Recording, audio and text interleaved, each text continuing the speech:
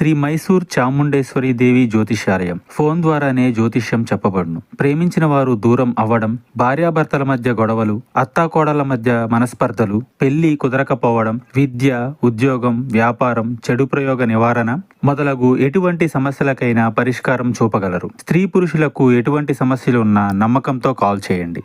గురూజీ బోనాల Devaraju. Phone number 9121202498. సింహరాశి జాతకులు అక్టోబర్ మాసంలో 13వ తేదీ సోమవారం తెలియండి.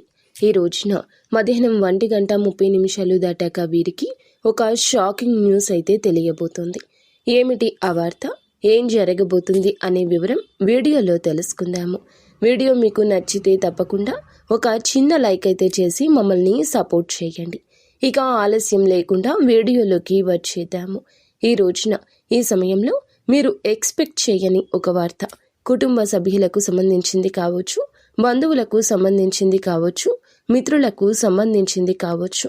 ఇలా ఏదైనా సరే ఊహించని ఒక వార్త వినే అవకాశం కనిపిస్తుంది. చాలా ఆశ్చర్యాన్ని గొల్పే వార్త ఏదైనా కావచ్చు, శుభవార్త, షాకింగ్ న్యూస్ అండి. మీరు ఎక్స్పెక్ట్ చేయలేదు కానీ సంతోషాన్ని కలగజేస్తుంది. ఇక మిగతా అంశాలు చూస్తే గనక దినఫలాల ప్రకారం కొత్త వ్యక్తితో పరిచయం, ముఖ్య పాత్ర మీ జీవితంలో వారితో ముందుకు సాగటము. కానీ ఒకరితో గొడవ కూడా జరగచ్చు. కొంతమంది పరిచయం ముందుగా గొడవతో మొదలైన తర్వాత మిత్రులుగా మారే అవకాశం ఉంటుంది. అటువంటి వ్యక్తి ఈరోజు మీ యొక్క పర్సనల్ లైఫ్లో కానీ ప్రొఫెషనల్ లైఫ్లో కానీ చాలా బలంగా కలిసే అవకాశం ఉంటుంది. వారు శ్రేయోభిలాషులని గుర్తుంచుకోండి. మీ మాటకు ఉన్న పదును తగ్గించుకోండి. ఎవరు ఏది చెప్పినా కూడా విని అర్థం చేసుకునే తత్వాన్ని పెంచుకోండి. కొన్ని రకాల ఆటంకాలు ఉన్నా కూడా అవి ఒక్కొక్కటిగా తొలగిపోతాయి. కొంతమందిని కలుసుకోవాలని ఆశ్చర్యంగా ఎదురు చూస్తుంటే ఈ రోజున మీ యొక్క ప్రయాణంలో వారితో ముందుకు సాగుతారు.